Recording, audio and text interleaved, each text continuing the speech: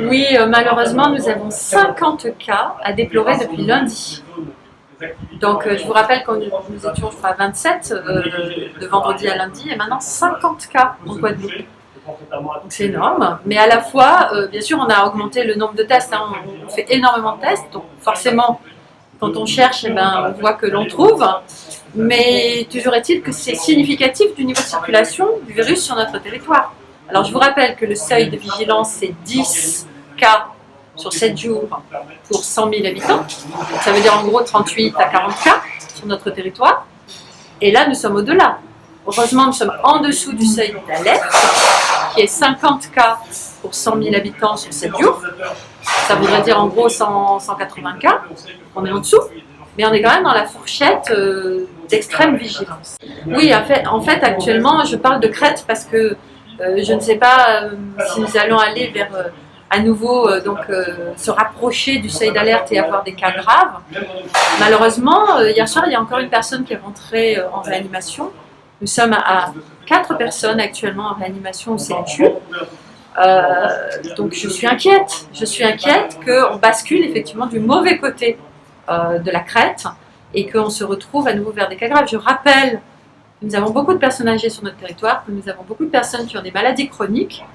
Mais il ne faut pas que les jeunes oublient qu'eux-mêmes peuvent être gravement touchés et avoir des séquelles de cette maladie. On le voit de plus en plus partout dans le monde, il y a des jeunes qui ont des séquelles de cette maladie.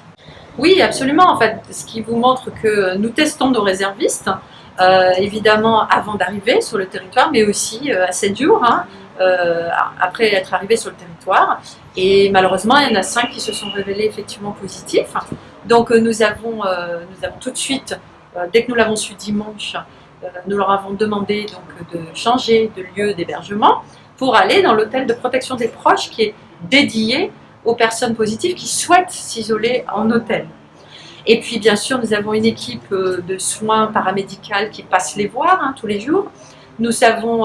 J'ai demandé à ce que les psychologues puissent rentrer en contact avec eux aussi parce que c'est difficile d'être volontaire, d'être venu sur notre territoire et de se retrouver évidemment en quatorzaine, enfermés dans une chambre d'hôtel. Donc c'est compliqué pour eux. Mais en tout cas, on les suit avec grande attention et riposte les appels bien sûr tous les jours. Ils ne sortent pas de la chambre, ou en tout cas s'il y avait besoin d'en sortir à un moment donné, bien sûr avec des masques et tout seul et loin de tout le monde. Et... De toute façon, c'est un hôtel qui est consacré uniquement aux personnes positives. Donc c'est le CHU qui apporte les repas et tout ce qui est ménage, on leur donne ce qu'il faut pour faire leur ménage. Et ce n'est que quand ils sortent que la chambre est désinfectée, nettoyée par des prestataires. Les Guadeloupéens, en fait, je vois qu'il y a de plus en plus de gens qui ont compris que c'était important. Donc, effectivement, dans l'espace public, on les voit bien respecter globalement quand même. Je parle de l'espace public clos, les magasins, l'aéroport, ils portent. Mais je crois qu'il faut qu'ils comprennent, je vais leur donner un moyen mémotechnique. Je sais que c'est compliqué parce qu'ils s'y perdent un peu. Ils disent où est-ce qu'il faut le porter, où est-ce qu'il ne faut pas le porter. Donc, il y a évidemment, en général, c'est affiché quand c'est strictement obligatoire. Mais quand ça ne l'est pas, il faut se poser la question... B, C, D. B, c'est est-ce que c'est bondé? Est-ce qu'il y a du monde autour de moi? Est-ce que je croise beaucoup de gens? C, c'est est-ce que c'est clos? Ça ne veut pas dire fermé, ça veut dire que c'est un espace limité. Et puis D, est-ce que je peux maintenir la distance de 1 mètre, 1 mètre 50 avec l'autre personne? Si à une de ces questions c'est non, il faut mettre le masque. Donc quand vous êtes tout seul dans la rue, vous marchez tout seul, vous pouvez avoir le masque, mais vous pouvez ne pas l'avoir. Mais dès que vous savez que vous allez marcher dans un espace piéton, vous allez croiser du monde et tout, il faut mettre votre masque. À ce stade, on est en train de travailler avec les maires. On a écrit avec la directrice générale de l'ARS hier à l'ensemble des maires pour leur proposer de rentrer dans une démarche de réflexion sur le port du masque en extérieur, dans des endroits très spécifiques, qui sont ceux où justement c'est très clos, très bondé, dans lequel on n'a pas de distanciation possible. Aujourd'hui, on a 2 communes qui nous ont répondu dès hier, les Abîmes et Terre de Haut, qu'ils souhaitaient que nous puissions mettre en place un arrêté portant obligation du port du masque en extérieur, ce que j'ai fait hier. Et aujourd'hui, on a eu des contacts avec des maires qui nous disent réfléchir au sujet et qui sont plutôt enclins à le faire. Donc on aura vraisemblablement aujourd'hui et demain des arrêtés pour ce week-end de port du masque obligatoire dans des espaces extérieurs. Alors, la première chose que je dois dire pour le 15 août, c'est que, et c'est d'ailleurs à partir d'aujourd'hui, la directrice générale a parlé de l'ARS a parlé d'une ligne de crête. Il ne faut pas qu'on bascule du mauvais côté de cette ligne de crête. Et pour ne pas basculer dans cette ligne de crête, il faut éviter d'avoir des comportements à risque.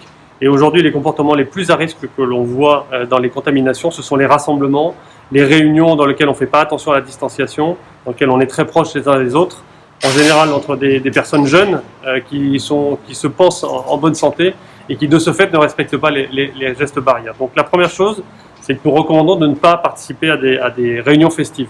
Et si on doit participer à des réunions festives ou si on doit organiser des réunions festives, c'est de prendre en compte une charte que nous avons travaillée avec l'interprofessionnel des professions d'événementiel de Guadeloupe, qui met en place en fait une charte de bonne conduite et de bon espacement et de bonne organisation pour le faire dans des espaces qui sont prévus à cet effet. Deuxième chose, c'est qu'on va interdire un certain nombre de manifestations qui auraient pu se déclarer. Vous savez que maintenant le régime de la manifestation, les personnes doivent se déclarer et je peux l'interdire. On a travaillé avec les organisateurs d'un événement qui était prévu sur le parking du CWTC qui a décidé de l'annuler. Mais comme on sait qu'il y a potentiellement des gens qui souhaitaient se rassembler tout de même, j'ai pris un arrêté d'interdiction. Donc il y aura des contrôles qui seront organisés. Et de la même façon, tous les événements qui ne sont pas déclarés sont interdits. Et de ce fait, on mettra en place des contrôles pour éviter qu'il y ait des rassemblements à risque, parce que c'est vraiment ça l'objectif.